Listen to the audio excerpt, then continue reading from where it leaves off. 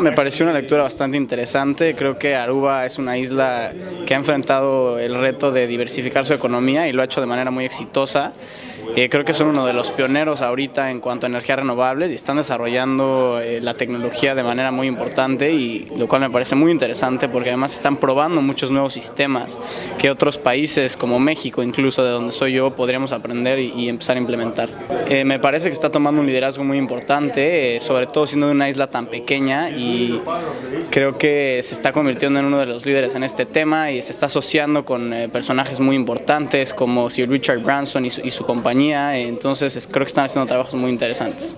For me, it was very interesting to come to this presentation because Aruba is part of the Caribbean, and it spoke to me because I am from the Caribbean also, and it's always interesting to learn about what other countries are doing and how they are doing it.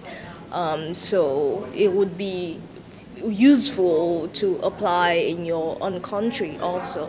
So it was very interesting for me in that way to come.